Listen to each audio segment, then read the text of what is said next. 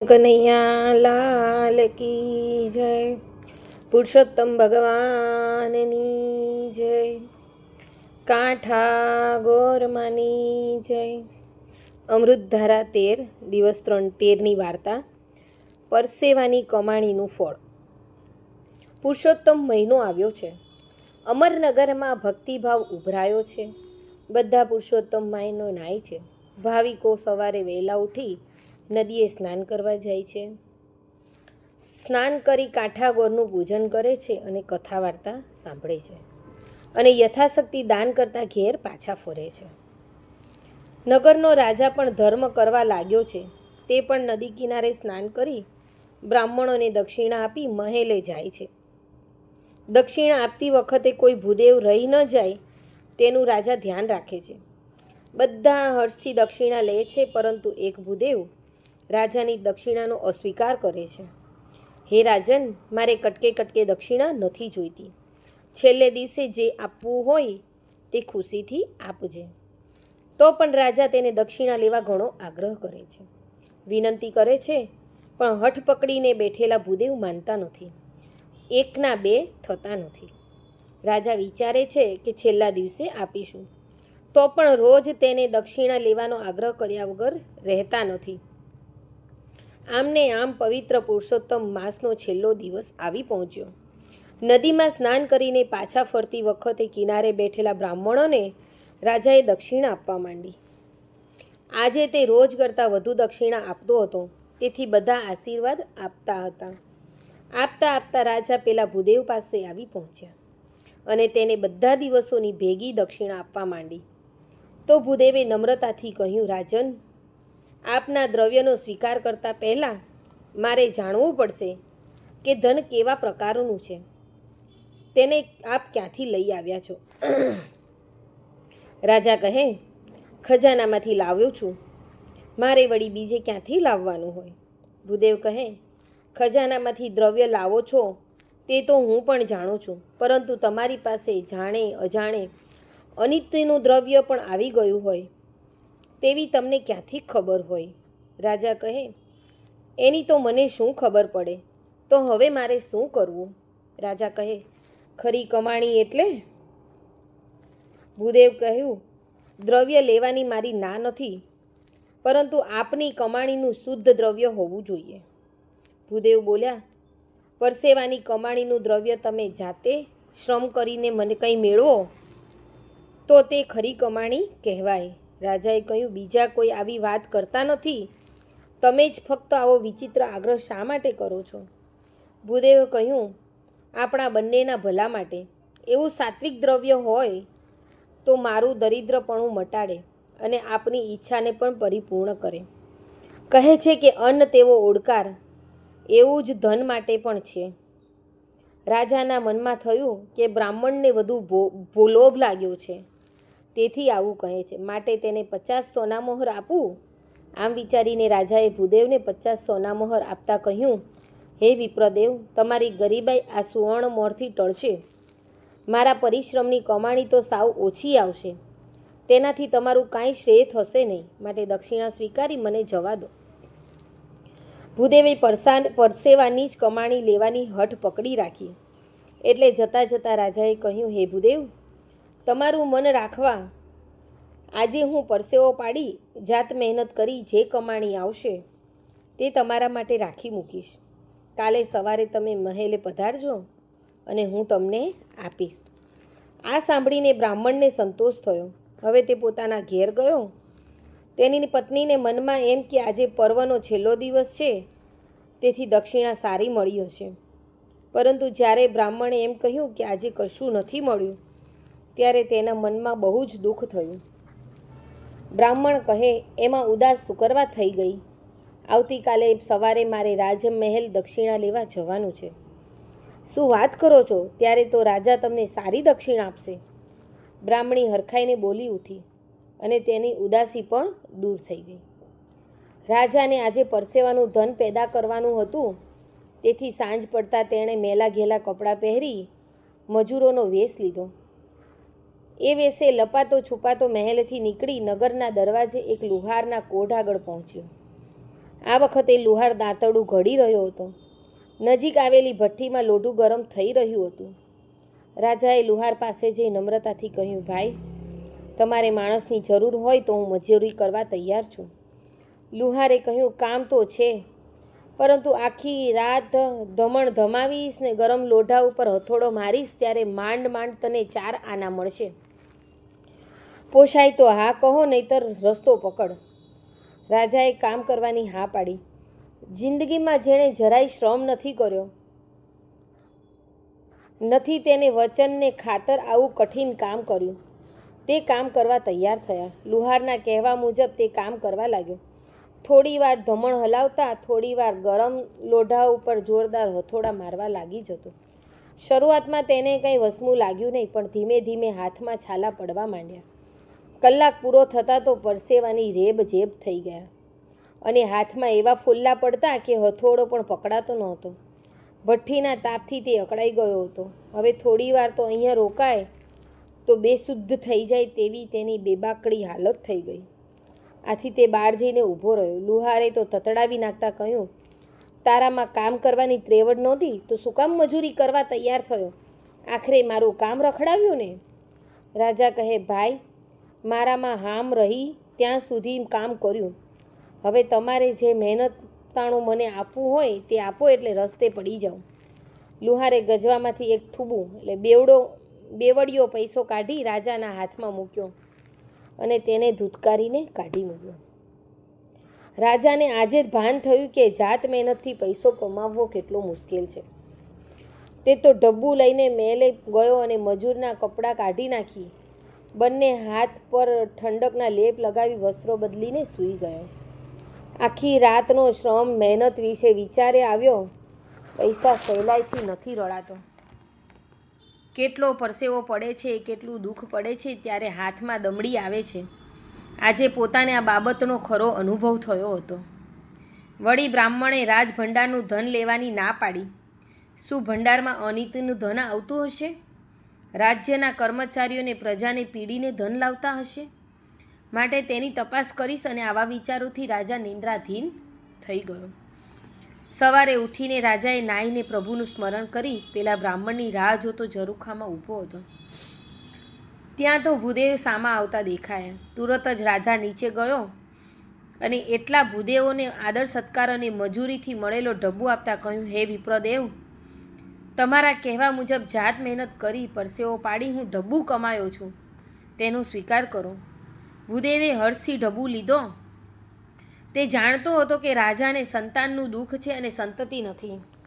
તેથી તેણે આશીર્વાદ આપતા કહ્યું, રાજન, આ તમારા સાત્વિક દાનથી પુરુષોત્તમ પ્રભુ તમારા પર રીઝશે. તેમની પ્રસન્નતા તમારા મહેલમાં પારણું ઝૂલતું થશે. રાજાને આશીર્વાદ આપી બ્રાહ્મણ ઘેર ગયો. આજે તો તેને શુદ્ધ દાન મળ્યું હતું, સાત્વિક દ્રવ્ય મળ્યું હતું. તેથી તેને ઘણો આનંદ હતો, પણ ઘર જતાં તેનો આનંદ ઓસરી ગયો. તે ઘરે ગયો તો તેની રાહ જોઈને બેઠેલી બ્રાહ્મણી સામે જોઈને કહેવા માંડી, નાથ, તમારું મોઢું હસતું છે એટલે લાગે છે કે રાજાએ સારું દાન આપ્યું છે. ખરેખર આજે વર્ષોની મહેનત ફળી. કહો, શું લાવ્યા છો? બ્રાહ્મણે જોડીમાંથી ડબ્બુ પૈસો કાઢી તેના હાથમાં મૂક્યો ને બ્રાહ્મણીને બધી ગુસ્સે થઈ ડબ્બુને જોરથી ઘા કરી થોડે દૂર આવ્યા ત્યાં તુલસી કારા આગળ ફેંક્યો ને બબડાટ કરવા લાગી, શું મોઢું લઈને મારી સામે ઊભા રહ્યા છો? લાજ વગરના છો કે આ તેને દોકડો આપતા શરમ ન આવી? પણ તમારી બુદ્ધિ ક્યાં ગઈ હતી? તમે શા માટે દોકડો હાથમાં લીધો? આખો મહિનો નદીએ તપ્યા, દાનમાં એક ઢબુ લઈ આવ્યા. આ તો કોઠી ધોઈને કાદવ કાઢવા જેવું થયું. તમે ઢબુના ઢ જેવા રહ્યા. બ્રાહ્મણે શાંતિથી કહ્યું, 100 સોનામોર કરતાં તાંબાનો ઢબુ પૈસો અધિક છે, કારણ કે તે શુદ્ધ દાન તરીકે જાત મહેનતની કમાણી કરીને રાજાએ આપ્યો છે. ભાગ્યશાળી જ આવું કંઈક દઈ શકે છે. તમે અભાગ્યા છો એટલે તમને આવું સૂજે છે. રાજાનો ઢગલા સોનામોર આપતા હતા તે લીધી નહીં અને લઈને આવ્યા તો આ ઢબુ. બ્રાહ્મણીનો બળાપો કર્યો. બ્રાહ્મણીને મન ઢબુની કાંઈ કિંમત નહોતી, પણ બ્રાહ્મણને મનથી તો એ લાખ રૂપિયા જેટલી કિંમત હતી. તેથી તેને તુલસી ક્યારા આગળ ખૂબ શોધ્યો પણ હાથમાં આવ્યો નહીં, કારણ કે તે જોરથી ફેંકતાની સાથે તુલસી ક્યારામાં દટાઈ ગયો હતો. બ્રાહ્મણને મન વાળીને બેસી રહ્યો. તેના મુખમાં થયું કે હે પ્રભુ, જે કરે તે સારા માટે જ છે. પ્રભુની લીલાનો પાર કોણ પામી શક્યું છે? આ તો ભગવાનની માયા હતી. તુલસી ક્યારામાં દટાયેલો ઢબુ એક છોડ ઉગ્યો અને 8 દિવસમાં તો એ છોડ મોટો થઈ ગયો. તેના પર શીંગો આવી, મજાની દાણાદાર શીંગો હતી. એક દિવસ બ્રાહ્મણીએ વિચાર્યું, આ છોડ નહીં નવી જાતનો છે અને શીંગો પણ નવી જાતની છે, માટે જોવું શીંગમાં કેવા દાણા છે.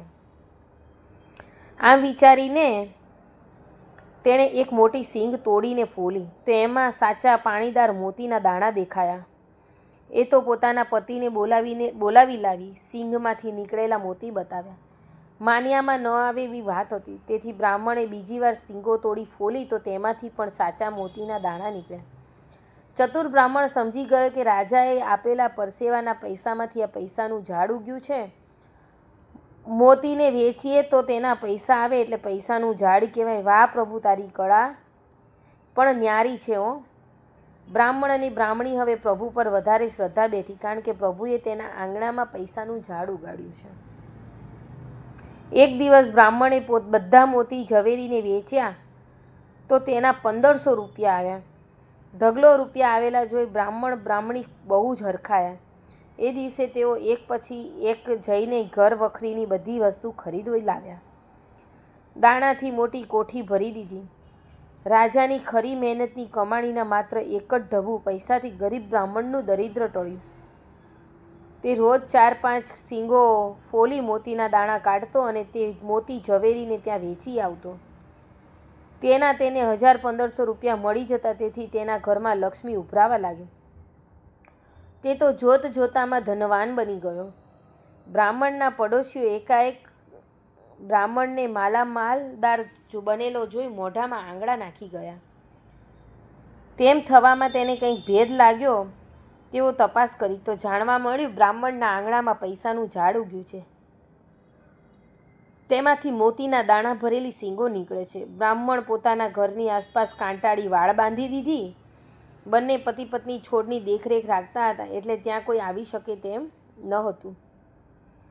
ગામમાં વાત ફેલાઈ, બ્રાહ્મણને ત્યાં પૈસાનું ઝાડ ઉગ્યું છે અને એ વાત રાજાને કાને પણ પડી. એટલે રાજાએ વિચાર્યું કે રાજ્યની જમીનમાં પૈસાનું ઝાડ છે એટલે રાજ્યની માલિકીનું ગણાય, પ્રજા તેને ભોગવી શકે નહીં. આમ વિચારીને રાજાએ પ્રધાનને સિપાહીઓ સાથે બ્રાહ્મણના ઘરે મોકલ્યા. બ્રાહ્મણે પ્રધાનને આવકાર આપી કહ્યું, પ્રધાનજી, મારા ધન્ય ભાગ કે મુજ રંકનું આંગણું આપના પગલાંથી પાવન થયું. કહો કેમ પધારવાનું થયું? પ્રધાને કહ્યું, પૈસાનું ઝાડ લેવા આવ્યો છું. ક્યાં છે એ ઝાડ? બ્રાહ્મણે પેલો છોડ બતાવી કહ્યું, રાજાની પરસાવાને કમાણીનો આ ઢબુ આપેલો હતો તે તુલસી ક્યારામાં દટાઈ ગયો અને તેમાંથી આ છોડ ઉગ્યો છે. તેમાં જે શીંગો થાય છે તેમાંથી મોતીના દાણા નીકળે છે. આ બધું પુણ્યનું ફળ છે. પ્રધાન કહે, મહારાજાએ તે છોડ લઈ આવવા કહ્યું છે. તે રાજ્યની માલિકીનો છે, તેનો ભોગવટો તમારાથી થઈ શકે નહીં. વળી મહારાજાએ આપેલું ઢબુ પૈસામાંથી ઉગ્યો છે એટલે તેના પર મહારાજનો સંપૂર્ણ અધિકાર છે. આમ કહી પ્રધાન તે છોડ આગળ ગયો અને સિપાહીઓએ ઉખેડી લેવા કહ્યું. ત્યાં તો બ્રાહ્મણી આવીને કકળાટ કરવા લાગી, પ્રધાનજી, એના ઉપર રાજાનો કે રાજ્યનો અધિકાર નથી. એ તો અમારા પુણ્યનું ફળ છે, પુરુષોત્તમ વ્રતનું ફળ છે. રાજાનો ઢબુ તો નિમિત્ત માત્ર છે. જો એવું હોત તો રાજાનો મહેલ જ એ ઢબુમાં પૈસાનું ઝાડ ન ઉગત. માટે તમે કૃપા કરીને પાછા ચાલ્યા જાઓ. પ્રધાને કહ્યું, જો તમારા પુણ્યના ફળરૂપે હશે તો તેના મૂળમાં ઢબુ નહીં દેખાય, અને જો મૂળમાંથી ઢબુ નીકળશે તો એ તમારો કોઈ હક દાવો ચાલશે નહીં. એમ તુરત જ છોડ લઈ જઈશું. બ્રાહ્મણ અને બ્રાહ્મણી પુરુષોત્તમ ભગવાનને સ્મરીને શ્રદ્ધાથી કહ્યું, સારું, છોડ નીચે ઢબુ નીકળે તો છોડ રાજાની માલિકીનો, ન નીકળે તો અમારા પુણ્ય વ્રતનું ફળ, એમ સમજીને તેને ભોગવીશું. પ્રધાન હઠે ભરાયો એટલે તેણે સિપાહીઓ પાસે છોડવાળી જમીન ખોદાવા માંડી, પણ મૂળ દેખાયું નહીં. ખોદીને દમ નીકળી ગયો પણ છોડનું મૂળ દેખાતું નહોતું. ધર્મના મૂળ ઊંડા હોય છે, તેનો તાગ કોઈ મેળવી શકતું નથી. પણ ધર્મ કર્મના છોડ હતો એટલે તેના મૂળની ઊંડાઈનો પાર ન હતો. પ્રધાન જોરથી એક ખોદકામ શરૂ કરી દીધું હતું અને આ વાત આખા ગામમાં ફેલાવા માંડી. લોકોના ટોળે ટોળા બ્રાહ્મણના ઘર આગળ જમવા થવા લાગ્યા. રાજાને કાને વાત આવતા પ્રધાન ઉપર બહુ ગુસ્સો આવ્યો. છોડ સહેલાઈથી મળી આવે તો લઈ આવવાનો હતો, બળજબરીથી લાવવાનો ન હતો. ધર્મપ્રેમી રાજાને આથી દુઃખ થયું અને તે જાતે બ્રાહ્મણના ઘેર આવી પ્રધાનને કહેવા લાગ્યો, પ્રધાનજી, મેં તમને છોડ લાવવાનું કહ્યું હતું, તેનું મૂળ શોધવાનું કહ્યું હતું, માટે માટી પાછી નાખાવી દો. પ્રજાને કંડળીને મારે રાજ્યની તિજોરી નથી ભરવાની. પછી રાજાએ બ્રાહ્મણ અને બ્રાહ્મણીને બોલાવી પૈસાના ઝાડ વિશે પૂછ્યું તો બ્રાહ્મણે કહ્યું, કૃપાળુ, આપે શ્રમ યજ્ઞ કરીને દાનમાં આપેલો ઢબુ પૈસામાંથી આ છોડ ઉગ્યો છે, એટલે તેનો ભોગવટો અમારો છે. વળી એક અમને અમારા પુણ્ય પ્રતાપે મળ્યો છે, એટલે અમે તેને કેમ લઈ જવા દઈએ? અને મહારાજ પ્રધાનજી આ ધર્મરૂપી ઉગેલા છોડનું મૂળ જોવા મથી રહ્યા છે, પરંતુ ધર્મના મૂળ બહુ ઊંડા હોય છે. તે મૂળ કોઈ જોઈ શકે નહીં, પછી ઉખેડવાની તો વાત જ ક્યાં રહી. ભલા રાજાએ બ્રાહ્મણને તેની ધર્મની શ્રદ્ધા ઉપર અને ધીરજ ઉપર ધન્યવાદ આપતા બ્રાહ્મણે રાજાને ઘેર લાવી રાજા સમક્ષ તે છોડમાંથી શીંગો તોડી મોતીના દાણા કાઢ્યા અને રાજાને ભેટ ધર્યા. રાજાએ તેને પ્રભુની પ્રસાદી તરીકે ખજાનામાં અલગ રાખી મૂક્યા. રાજાએ ત્યારથી ધર્મ પ્રત્યે વધુ ધ્યાન આપવા માંડ્યું. તે પોતે વિલાસી જીવનને ત્યાગી શ્રમ કરવા માંડ્યો, તેથી તેનું તંદુરસ્ત અને આબાદ બનતો ગયો. બ્રાહ્મણી પાસે જરૂરિયાત કરતાં વધુ ધન ભેગું થતાં અને તે દિવસે પ્રધાને છોડનું મૂળ જોવા ખોદાવ્યું, તેના દિવસથી છોડ ઉપર સિંગ આવતી બંધ થઈ ગઈ. એટલે જે મળ્યું તેમાં સંતોષ માની બ્રાહ્મણ અને બ્રાહ્મણી સુખેથી રહેવા લાગ્યા. પરસેવાનું ધન ખરું તે સુખ ભોગવાય, મહેનત વીણ જે મળે તે ખોટા ખર્ચમાં જાય. હે પુરુષોત્તમ ભગવાન, તમે જેવા બ્રાહ્મણ બ્રાહ્મણીને ફળ્યા એવા પુરુષોત્તમ મહિનો નાહનાર, વ્રત કરનાર અને કથા વાંચનાર સાંભળનારને ફળજો. પુરુષોત્તમ ભગવાનની જય. કાંઠા ગોરમાની જય. જો આ વ્રત કથા તમને પસંદ આવી હોય તો એને લાઈક, શેર અને સબસ્ક્રાઈબ જરૂર કરજો. વિડીયો ગમે તો લાઈક કરજો.